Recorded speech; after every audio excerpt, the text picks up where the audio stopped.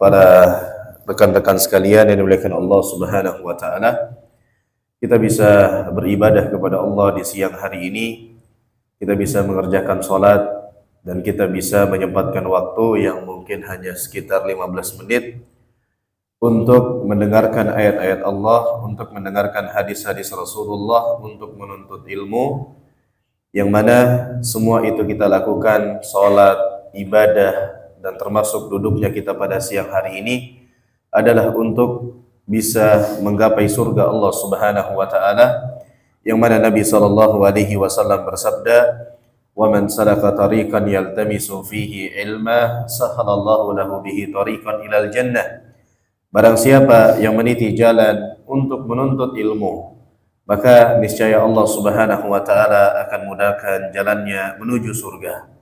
Dan saya ingatkan kembali antum dan kita saling mengingatkan, syukuri antum punya tempat kerja yang tidak menghalangi antum dari ibadah, bahkan memberikan antum waktu khusus, bahkan mengundang pemateri, sebagaimana yang kita tahu agenda antum tiap bulan, ya, tiap pekan, bahkan ada ustadz-ustadz yang bergantian mengisi, memberikan asupan bagi hati antum. Ini adalah nikmat yang sangat luar biasa. Dan kita harus akui nikmat bisa bekerja, memiliki pekerjaan itu nikmat yang sangat luar biasa. Tapi umumnya manusia, mereka itu tidak mengetahui hakikat nikmat sampai nikmat itu dicabut oleh Allah. Orang tuh nggak ngerti nikmat sehat itu besar sampai dia benar-benar merasakan sakit. Seorang itu tidak mengerti nikmatnya punya uang, nikmatnya ada makanan, sampai benar-benar dia nggak punya uang, nggak punya makanan yang bisa dimakan. Ya, pagi tadi ya saya melihat di daerah Manggar, saya tinggal di daerah sana, ada salah satu tempat mungkin perusahaan gitu, berjejer banyak sekali orang. Saya kira ngapain?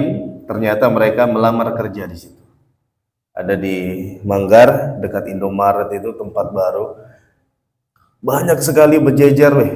Kenapa? Ternyata mereka ingin melamar bekerja. Artinya antum sudah diberikan nikmat pekerjaan, nikmat gawe, kemudian tempat kerja antum bisa sholat, bahkan ada kajian. Ini nikmat yang luar biasa. Dan kaidah di dalam agama Islam, nikmat itu selagi disyukuri maka dia akan menetap. Maka syukuri ini. Antum bisa bekerja, mungkin antum capek, ya. Di dunia ini nggak ada yang nggak capek. Antum capek, tapi lebih capek lagi orang di luar sana yang nganggur. Ya, maka syukuri ini, nikmat ini jemaah sekalian yang dimuliakan Allah Subhanahu wa taala. Kemudian kita lanjutkan pembahasan kita. Kita membahas amalan-amalan pelebur dosa, karena kita butuh bagaimana kita sebelum meninggal dunia dosa-dosa kita diampuni oleh Allah, sehingga jalan kita menuju surga mudah. Dan kita sudah sebutkan pada pertemuan sebelumnya, di antara amalan-amalan pelebur dosa adalah sholat wajib atau melaksanakan sholat fardu. Salah satunya di siang hari ini. Yang kita sebutkan pada pertemuan sebelumnya, perumpamaannya Nabi mengatakan kepada kepada para sahabatnya, bagaimana kalau ada orang di depan rumahnya ada sungai, dia mandi 5 kali dalam sehari, apakah orang tersebut kotor atau bersih? Apakah ada sisa daki-daki yang menempel, kotoran yang menempel pada tubuhnya? Maka para sahabat mengatakan, tentu tidak wahai Rasulullah. Dia mandi 5 kali dalam sehari, pasti dia bersih. Maka Nabi SAW juga mengatakan, fadzalikas salawatul khams. Begitulah juga perkaranya salat 5 waktu. Dia membersihkan seseorang dari dosa-dosanya. Maka apapun alasannya, sesibuk apapun kita, jangan pernah meninggalkan sholat fardu. Dan kalau bisa laki-laki berjamaah, karena pahalanya lebih besar di sisi Allah Subhanahu wa taala. Kita lanjutkan pembahasan kita. Amalan yang ketujuh, ini pas dengan momen kita. Amalan-amalan pelebur dosa yang ketujuh adalah puasa di bulan Ramadan. Kita sekarang di bulan apa ini jemaah sekalian? Syawal. Wah, lewat sudah puasa berarti. Di skip berarti tahun ini puasa ini. Bulan apa ini? Sya'ban. Habis Sya'ban baru Ramadan. Habis Ramadan baru Syawal. Nah, kita di bulan Sya'ban. Artinya kita tinggal beberapa hari lagi, 20 hari sekian kecil, 20 hari kecil, kita akan bertemu dengan bulan Ramadan. Dan ternyata bulan Ramadan itu sendiri, semua yang ada di dalamnya adalah sarana bagaimana seorang itu keluar dari bulan Ramadan bersih dosa-dosanya. Makanya disebutkan dalam sebuah hadis, ragima anfu rajulin, sungguh merugi, sungguh celaka, sungguh sangat disayangkan. Siapa itu? Dakhala alaihi Ramadan, yang dia bertemu dengan bulan Ramadan, summan salakha falam yughfar lahu. Kemudian Ramadan itu pergi, dia tidak mendapatkan ampunan. Ini orang yang merugi, ini orang yang celaka. Kenapa? Di bulan Ramadan, semua aktivitas yang kita lakukan itu sarana di samping memperbanyak pahala, menghapuskan dosa-dosa kita. Apa saja kegiatan di bulan Ramadan? Puasa tentunya. Dan ini pembahasan kita. Kemudian apa diantaranya?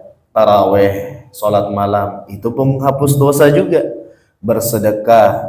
Sebagaimana kita ketahui, sedekah itu memadamkan dosa, menghapuskan kesalahan sebagaimana air memadamkan api.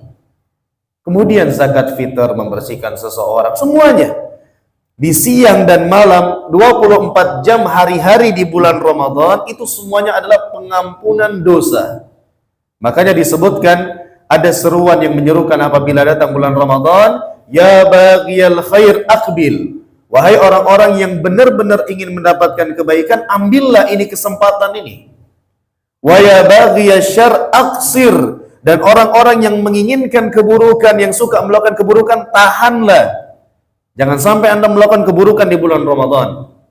Nah, maka sekarang kita akan bahas yang ketujuh, amalan-amalan pelebur dosa adalah berpuasa di bulan Ramadan. Nabi SAW bersabda dalam sebuah hadis menjelaskan sedikit keutamaan daripada bulan Ramadan. Rasulullah SAW bersabda, "Qad ja'akum syahrul Ramadan, syahrun mubarak, iftaradallahu 'alaikum siyamah, yuftahu fihi abwabul jannah wa yughlaqu fihi abwabul jahim, wa tughallu fihi asyayatin, fihi lailatun khairun min alfi syahrin, man hurima khairaha faqad hurim." Rasulullah SAW bersabda, telah datang kepada kalian bulan Ramadan, bulan yang penuh dengan keberkahan. Maka Ramadan bulan yang penuh dengan berkah. Iftaradallahu 'alaikum siyamahu, di bulan Ramadan Allah mewajibkan bagi kalian untuk berpuasa. Maka kalau ditanya apa hukum puasa di bulan Ramadan? Wajib. Konteks wajib dalam Islam bagaimana? Meninggalkannya mendapatkan dosa, mengerjakannya mendapatkan pahala. Maka sebisa mungkin puasa ini jangan ditinggalkan. Ini akan ditanya. Berarti kalau puasa Ramadan itu wajib, orang yang nggak puasa di bulan Ramadan kemudian punya utang, utangnya itu wajib dilunaskan apa tidak? Wajib. Maka hari ini ingat, kita nggak pungkiri mungkin ada laki-laki yang safar, ada laki-laki yang sakit sehingga dia tidak puasa di tahun kemarin. Maka di hari-hari ini segera ganti dan menunda pergantian puasa sampai masuk Ramadan berikutnya itu dosa besar. Maka ganti. Kita ganti di hari ini sembari membiasakan diri puasa agar nanti tiba-tiba pas Ramadan nggak letoy gitu kan. Sebagaimana Nabi SAW di hari-hari ini di bulan Sya'ban beliau paling banyak puasa. Disebutkan oleh istri beliau, Nabi SAW tidak pernah berpuasa paling banyak selain bulan Ramadan kecuali pada bulan Sya'ban, di bulan ini. Sebagai persiapan, kita butuh persiapan. Ibaratkan orang yang mau ngangkat beban lah. Harus dari nominal yang kecil, bertahap, atau dalam bahasa gaulnya apa? Step by step, ada prosesnya. Ini nggak pernah ngangkat apa-apa, nggak pernah olahraga, tiba-tiba masuk ke tempat gym ngangkat 100 kilo. Ya mungkin bisa, tetapi sambil sakit-sakitan, habis itu besok sudah. Nggak mau lagi kenal itu, apa itu bikin sakit badan. Ya salah. Nah maka kita juga demikian. Bayar hutang di hari ini. Kalau ternyata hutangnya sudah lunas, alhamdulillah, maka bisa puasa sunnah di hari-hari yang tersisa. Kemudian disebutkan, yuftahu fihi abwabul jannah. Di bulan Ramadan dibuka pintu-pintu surga. Artinya apa? Orang mau masuk surga peluangnya gampang. Orang mau masuk surga peluangnya besar. Orang mau melakukan kebaikan dimudahkan. Antum akan rasakan. Kita semua punya pengalaman. Di bulan Ramadan melakukan kebaikan mudah. Allah mudahkan. Kemudian wa yughlaqu fihi abwabul jahim, ditutup pintu-pintu neraka. Maka kalau ada orang masih bermaksiat, kalau ada orang masih melakukan amalan-amalan penduduk neraka yang sedangkan di bulan Ramadan ditutup itu pintu-pintu neraka, bahkan syaitan-syaitan dibelenggu, menunjukkan lemahnya imannya dia. Para ulama mengatakan kalau di Ramadan saja seorang tidak bisa maksimal malah bermaksiat, apalagi di luar bulan Ramadan yang setan-setannya dilepas, ya, yang kemudahan-kemudahan tidak diberikan seperti di Ramadan. Kalau orang tidak bisa mengambil kebaikan di bulan Ramadan, di mana lagi dia mau mengambil kebaikan? Itu maksudnya. Ya, maka manfaatkan dengan sebaik-baiknya. Kemudian fihi lailatun khairun min alfi syahrin, ada satu malam yang lebih baik daripada 1000 bulan. Malam apa itu? Lailatul Qadar. Bayangkan, umur kita berapa umat Islam? 60 sampai 70 kira-kira. Lailatul Qadar itu keutamaannya seperti apa? 1000 bulan. 1000 bulan itu berapa tahun? 83 tahun, 4 bulan. Orang dapat Lailatul Qadar di 1 tahun misalnya, di Ramadan ini misalnya dia dapat, maka dia sholat misalnya, sholat yang dikerjakan tersebut lebih baik daripada sholat yang dikerjakan selama 83 tahun 4 bulan. Artinya Allah berikan kita musim-musim ibadah, ini saatnya memperbanyak bekal. Maka maksimalkan diri menyambut bulan Ramadan. Kemudian Nabi SAW bersabda, "Man shama Ramadhana imanan wa ihtisaban ghufira lahu ma taqaddama min dzambi." Ini maksud pembahasan kita. Rasulullah SAW bersabda, barang siapa yang berpuasa di bulan Ramadan atas dasar iman, dia yakin ini adalah perintah Allah, ini adalah kewajiban yang diwajibkan kepadanya, wahtisaban, dia hanya mengharapkan balasan dari Allah, ghufira lahu ma taqaddama min dzambi, Allah akan hapuskan dosa-dosanya. Kemudian disebutkan dalam hadis yang lain, man qama ramadhana imanan wahtisaban ghufira lahu ma taqaddama min dzambi. Barang siapa yang mendirikan salat malam. Nah, ini keutamaan lain. Di Ramadan tiap malam kita salat apa? Qiyamul lail, salat tarawih. Barang siapa yang mendirikan salat malam di bulan Ramadan atas dasar iman dan mengharapkan pahala dari Allah, Allah akan hapuskan dosa-dosanya.